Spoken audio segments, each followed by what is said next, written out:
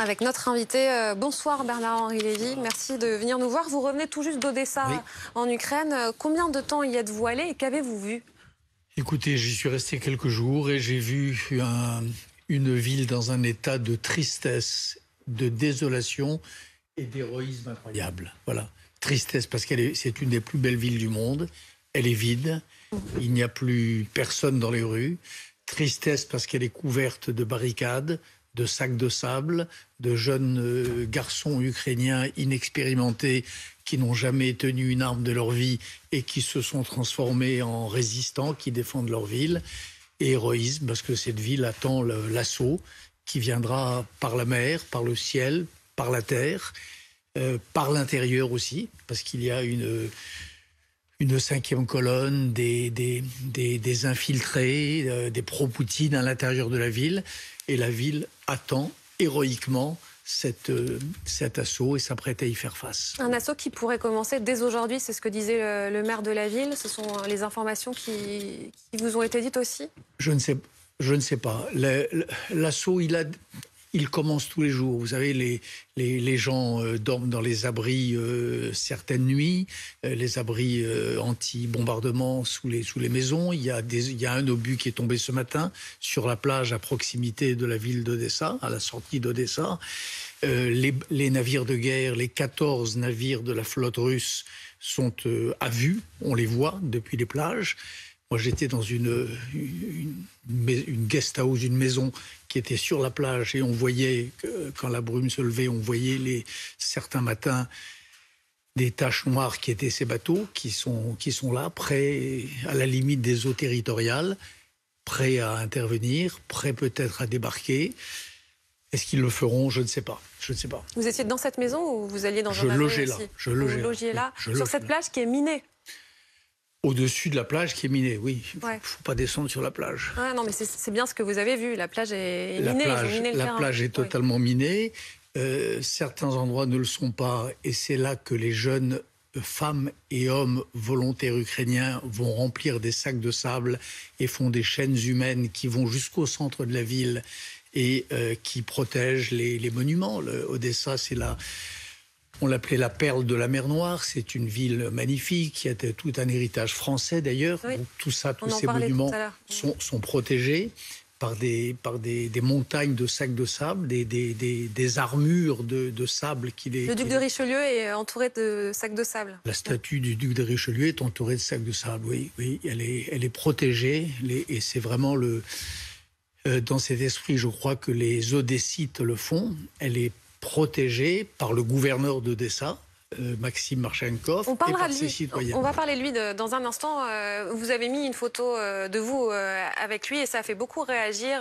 On se retrouve dans quelques secondes. À tout de suite.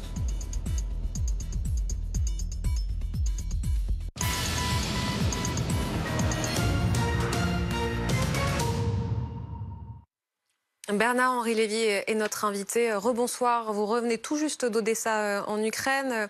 Avant de continuer l'interview, je me tourne vers vous, Ulysse Gosset. Ulysse, on a des informations sur le coup de fil désormais terminé entre Vladimir Poutine et Emmanuel Macron. Que s'est-il dit ? Oui, alors c'est une conversation qui a duré 1h10 et ce qui est frappant, c'est de voir le décalage entre la version, je dirais, française du coup de téléphone et la version russe. Alors pour ce qui est de la version française, on indique que le président français s'est exprimé en déplorant la détérioration de la situation, la poursuite des frappes touchant les civils et le non-respect du droit humanitaire, entre guillemets, et l'extrême préoccupation du président français concernant la ville de Mariupol, et le fait que le cessez-le-feu n'ait pas encore été possible, en exigeant qu'il soit le plus rapidement possible, immédiatement, dit l'Élysée, respecté, imposé. Et l'Élysée ajoute, le président Poutine a de nouveau reporté sur l'Ukraine la responsabilité de la guerre. Le président français lui a demandé des mesures concrètes et vérifiables de levée du siège de Mariupol, l'accès humanitaire et le cessez-le-feu immédiat. Fin de citation. Ça, c'était la version côté français.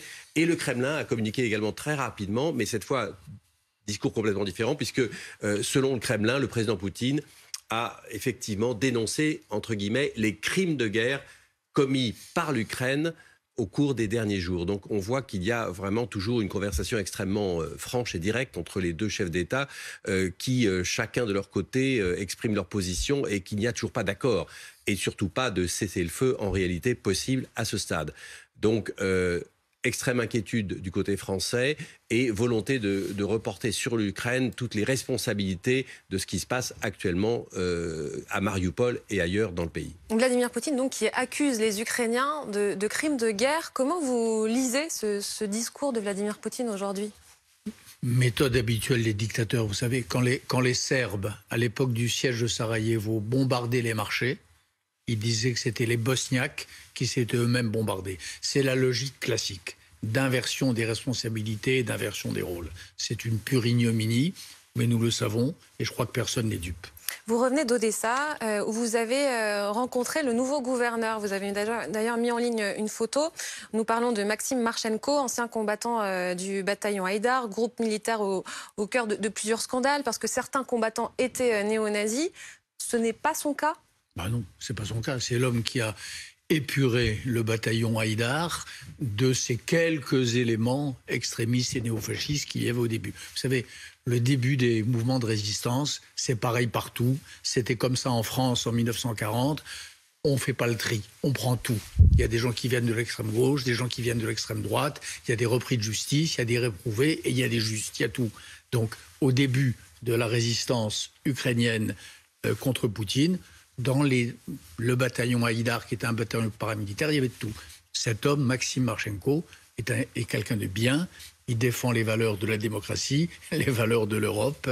Et les accusations que je lis, en effet, sur les réseaux pro-russes sont inqualifiables. Pour quelle raison êtes-vous allé à Odessa ? Quel était votre but ? Mon but d'abord, c'est d'écrire un reportage que vous lirez jeudi prochain chez vos confrères de Paris Match. C'est un travail essentiellement journalistique ? C'est d'abord un travail... Vous savez ce que je peux... Moi, je pense, depuis 3 semaines... Parfois, vous faites de la politique aussi.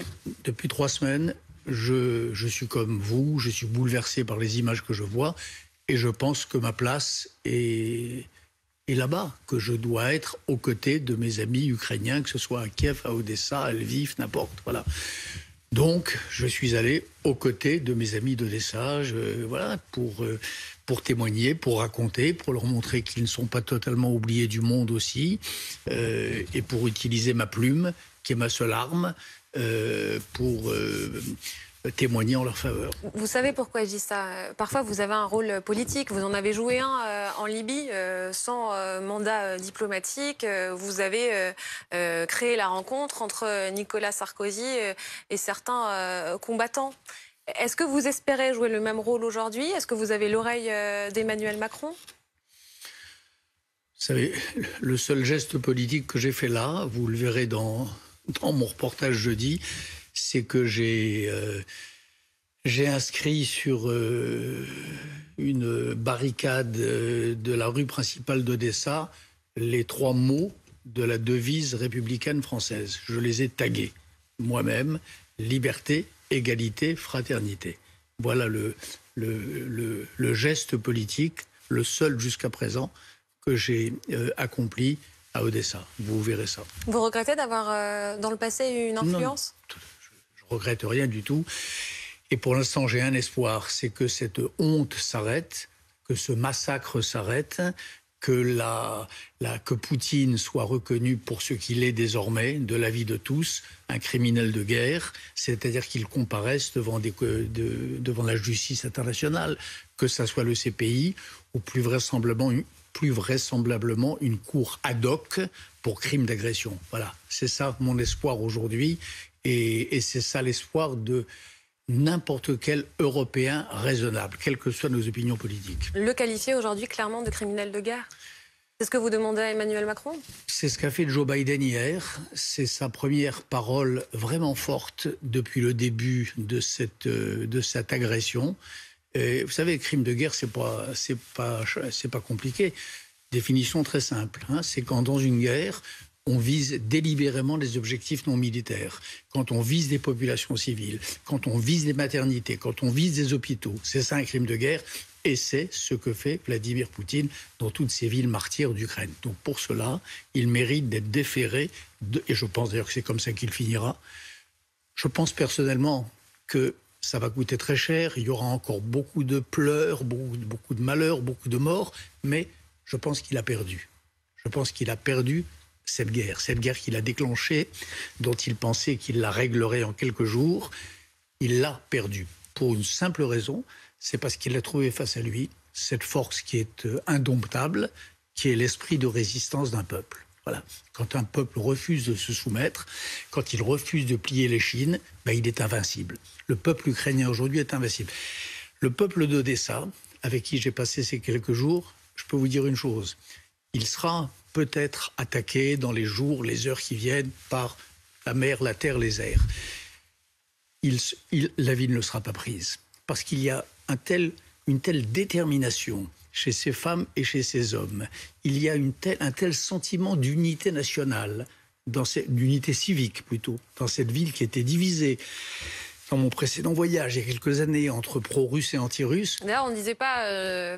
il y avait toujours cette scission, est-ce que je suis russe ou est-ce que je suis ukrainien? Il répondait, je suis odessite, entre fini. Les deux. Aujourd'hui, oui. Il y a des agents doubles, il y a des gens qui sont venus de l'extérieur, avec des faux papiers, depuis quelques mois, comme les islamistes. Ils fonctionnent de la même manière. Ils viennent, ils s'installent, ils louent une chambre, un appartement, ils prennent un boulot, et ils attendent le signal du soulèvement. Mais ils attendront longtemps parce que ça ne viendra pas. Ça ne viendra pas car le peuple d'Odessa, vraiment, c'est le résultat paradoxal de cette guerre horrible. Il est soudé comme jamais. Et que peuvent faire les Occidentaux? Vous disiez, Joe Biden le qualifie pour la première fois de criminel de guerre. Soit il sera jugé un jour, c'est votre conviction. Soit c'est une autre temporalité, celle de l'enquête, celle du jugement de Vladimir Poutine. Ce que l'on vit maintenant, ce sont les combats. Et la diplomatie, est-ce qu'en le traitant de criminel de guerre, on n'empêche pas justement une sortie diplomatique? Écoutez, ça fait des années qu'on fait de la diplomatie avec Poutine. Ça fait des semaines qu'on dialogue avec lui. Ça fait des semaines qu'il y a des heures de discussion qui, en général, si vous voulez mon avis, quand on dit 1h30 de discussion, ça veut dire 1h25 de monologue obsessionnel et paranoïaque de l'un, et puis 5 minutes de Joe Biden ou d'Emmanuel Macron pour essayer de lui faire entendre raison. Ça ne sert à rien. Aujourd'hui, il faut ce que l'on fait... Vous ne croyez pas en la diplomatie, alors ? Il faut que les canaux restent ouverts, bien sûr, parce qu'il faudra bien qu'un jour, et le plus vite possible, il y ait un cessez-le-feu. Il faudra bien tout ça. Mais je crois surtout que la seule chose, le seul langage qu'entend Vladimir Poutine, c'est celui du rapport de force. Voilà. Et le rapport de force, ça veut dire, c'est pas les... Les sanctions économiques. Non, le rapport socio-économique, ça en fait partie. Le fait de taper au portefeuille les oligarques, ça en fait partie. Il y a sûrement, dans l'entourage de Poutine, un certain nombre de gens, des généraux, des hommes d'affaires, qui commencent à trouver que la plaisanterie a assez duré et qui risquent de le lui faire savoir. Mais le vrai rapport de force, c'est pas ça. C'est quoi alors ? C'est l'esprit de résistance d'un peuple. Les gens, vous savez, à Mykolaïev... Vous n'appelez pas à ce que les Occidentaux entrent en guerre, pour qu'on soit bien clair. Je n'appelle pas à ce que les Occidentaux entrent en guerre, j'appelle à ce que les Occidentaux, comme l'a demandé le président Zelensky, d'une manière ou d'une autre, déjà ferment le ciel. Alors, il faut peut-être livrer des batteries anti-aériennes au président Zelensky, qui se conduit admirablement face à cette tragédie. Il faut lui donner les moyens d'empêcher les avions de décoller, je ne sais pas. Mais il faut... Mais vous savez ce que dit l'OTAN, ce serait l'escalade, et là, ce serait la guerre totale. Mais ce n'est pas la guerre totale. Poutine est enlisé, il n'a déjà pas assez de troupes pour occuper véritablement les villes qu'il contrôle. Regardez. Si des avions russes sont abattus, il se passera quoi ? Mais il y a déjà des avions russes abattus. Par l'OTAN. Mais pas par l'OTAN. C'est ce que vous proposez dans votre scénario. Non. Donner aux Ukrainiens les moyens d'empêcher les avions russes de survoler leurs familles et de bombarder leurs maternités et leurs hôpitaux. Donner aux Ukrainiens ces moyens-là. Voilà, c'est ça. Ça veut dire leur donner des avions ? Ce que les Polonais étaient prêts à faire. Et les Américains ont dit non parce que justement, il y a toujours cette crainte d'une troisième guerre mondiale. Là, pour le coup, je reprends le vocabulaire de Joe Biden. Il a dit ce serait la troisième guerre mondiale. Mais la guerre, nous y sommes. nous sommes dans cette guerre avec un Poutine qui menace les pays baltes, qui menace la Finlande, qui menace la Pologne, qui envoie, il y a quelques jours, j'étais à Odessa, mais j'ai vaguement vu passer cette nouvelle, un obus quasiment à la frontière polonaise. Qu'est-ce qu'il vous faut de plus? Voilà, nous y sommes. Aujourd'hui, cet homme est un paranoïaque et un forcené. Il faut l'arrêter. Il faut arrêter cette folie qu'est cette guerre absurde et démente. Ulysse ? Vous dites ce soir que Poutine a déjà perdu, mais on l'a vu à Moscou, dans un stade rempli de ses partisans, avec une volonté d'en découdre et de continuer la guerre jusqu'à ce qu'il obtienne finalement ce qu'il souhaite. Est-ce qu'il a vraiment perdu et est-ce qu'on n'est pas en train de minimiser quelque peu la capacité de la Russie de faire front et surtout du régime, finalement, de tenir malgré les accusations de crimes de guerre, malgré la résistance ukrainienne ? On verra. Moi, je crois qu'on a surtout beaucoup minimisé la résistance ukrainienne, à commencer par lui, Poutine, qui ne s'y attendait pas, qui est tombé sur un os et qui se révèle admirable, digne des grandes pages d'ailleurs de l'histoire européenne. C'est ça qu'on a minimisé. Poutine, quand on se prépare, vous savez, je ne suis pas stratège, je n'ai pas les compétences de votre confrère, monsieur Goya, qui était là avant moi tout à l'heure. Mais quand on se prépare à une guerre de 3 jours ou 8 jours, et qu'elle dure 3 semaines, 1 mois, voire davantage, là, il y a des vrais problèmes. Par exemple, je parlais avant-hier avec le gouverneur de Mykolaïev, le gouverneur Vitali Kim, qui me disait que là, cette fameuse colonne dont vous avez souvent montré les images, qui est au bord de Mykolaïev, ses approvisionnements sont coupés, les chaînes logistiques qui permettent de la ravitailler sont interrompues. Elle est littéralement scotchée aux portes de Mykolaïev. Alors évidemment, elle fait des dégâts épouvantables. Elle bombarde, mais enfin, elle est stoppée. Voilà, c'est ça la réalité. Au fond, Bernard Olivier, on voit que vous n'appelez pas aujourd'hui à l'entrée en guerre de l'Occident contre la Russie. Non. Est-ce que vous avez changé, puisque dans une autre guerre, vous avez incité à l'intervention qui a eu lieu, et je parle de la Libye. Est-ce que finalement, vous avez changé? J'ai incité à l'intervention en Bosnie, jadis, il y a 25 ans, en Libye. Ça dépend, chaque cas est singulier. Je crois qu'aujourd'hui, nous avons surtout des leçons à tirer de l'héroïsme de ces Ukrainiens, de l'incroyable conduite et bravoure de cet homme que l'on prenait pour un clown et qui se révèle un immense homme d'État et chef de guerre qui est M. Zelensky. Donc, il faut les aider de toutes les manières que l'on peut. Mais comment vous expliquez que votre analyse soit différente? Est-ce parce que vous craignez une réponse nucléaire de Vladimir Poutine, ce qui n'était pas possible dans l'autre conflit dont nous parlons en Libye? Oui, bien, entre autres, bien sûr, parce que Poutine est probablement capable de tout, et parce qu'un dictateur fou, aux abois, qui n'a plus rien à faire, est capable de tout. Mais Poutine n'est pas fou. Il n'est pas fou. Il vient de démontrer, en étant aujourd'hui capable de tenir un discours qui se tient, il n'est pas fou. Est-ce que ce n'est pas une erreur de le traiter de fou alors qu'il est là où il est? Le discours d'hier, appelant à purifier la Russie de ses éléments nuisibles, appelant à donner la chasse aux traîtres, ça n'est pas un discours d'homme raisonnable. Donc, en effet, je crois qu'il ne faut rien exclure. Il y a par exemple, entre Odessa et Mykolaïev, je l'ai vu, une usine qui est une des plus grandes d'Europe d'ammoniac et d'urée.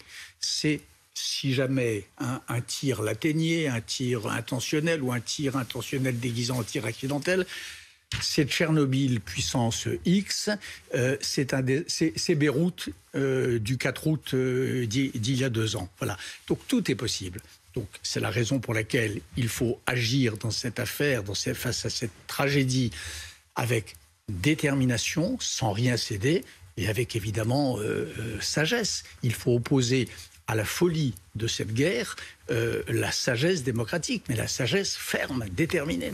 Vous restez avec nous, Bernard-Henri Lévy. On va aller sur le terrain. Je salue aussi Galia Ackerman qui nous a rejoint. Bonsoir, vous êtes historienne, spécialiste de la Russie et de l'espace post-soviétique. Le colonel Michel Goya est aussi avec nous. Nous allons d'abord à Kiev retrouver notre envoyé spécial Clément Zibou, nos envoyés spéciaux. Bonsoir Clément Zibou. Vous êtes avec Sébastien Savoie et Camille Fournier. Il y a eu plusieurs explosions dans la capitale ukrainienne. Ce sont encore des habitations, Clémence, qui ont été visées?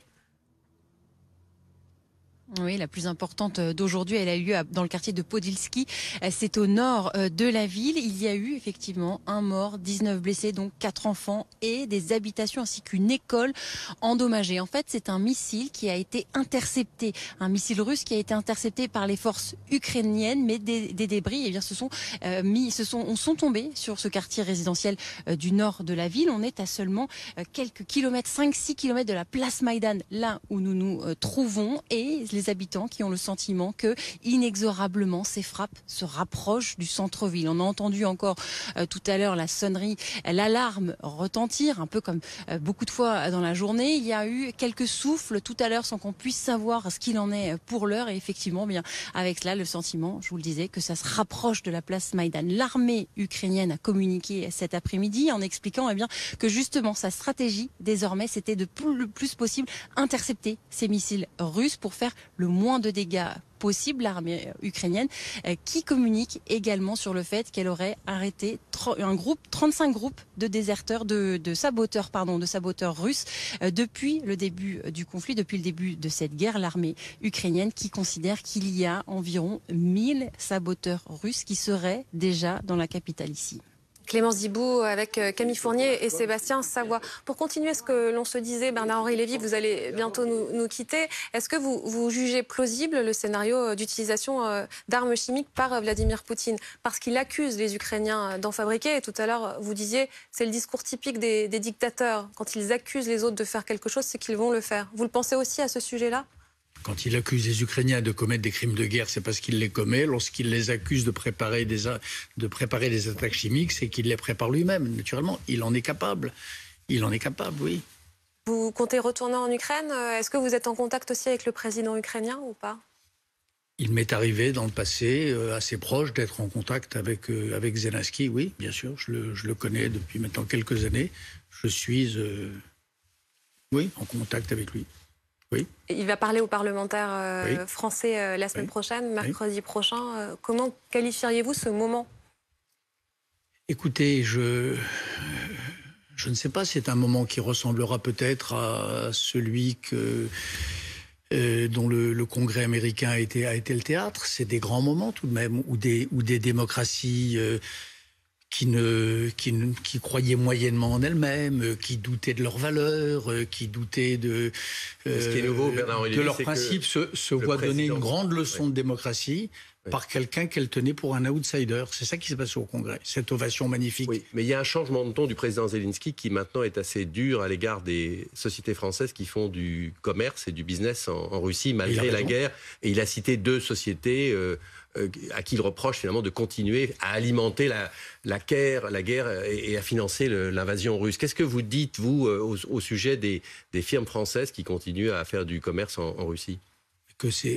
Qu'en effet, c'est en temps de guerre et en temps de tragédie, c'est inacceptable.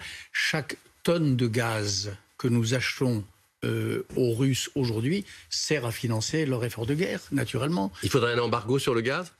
Il faudrait arrêter instantanément nos importations de gaz. Il faudrait couper le robinet. Nous avons aujourd'hui, tous les experts le savent, suffisamment de réserves pour tenir jusqu'à l'hiver prochain.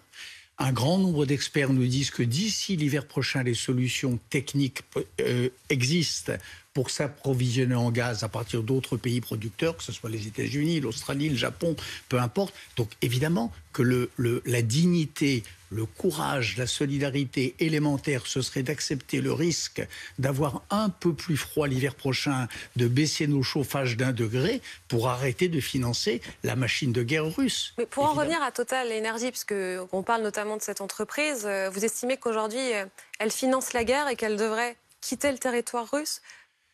Elle devrait geler toutes ses opérations industrielles, financières, commerciales avec la Russie. Oui, et ce n'est pas une déclaration de guerre à la Russie, c'est une déclaration de désaveu absolu de ce que fait Vladimir Poutine. Faire cela, si les dernières entreprises françaises à ne pas le faire s'y résolvaient, de quoi s'agirait-il? Elle serait juste solidaire de ces femmes et de ces hommes qui défilent à Saint-Pétersbourg, hier, la ville de Vladimir Poutine, qui disent non à la guerre, qui disent non à la honte, qui disent non à l'indignité que leur impose ce mauvais président.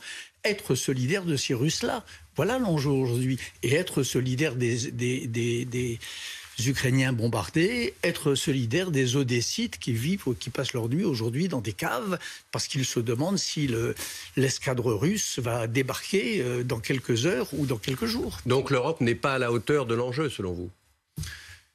Puisqu'elle n'a pas décidé d'appliquer un embargo comme le font les Américains. L'Europe est unie. L'Europe, en grande partie grâce à la France, tient un langage de fermeté. Mais c'est vrai qu'il y a un enjeu concret qu'est cette histoire de gaz. C'est l'arme, en effet, croit-il, de Vladimir Poutine. Ben, cette arme, il faut la lui retirer. Voilà. Et cela est aujourd'hui possible.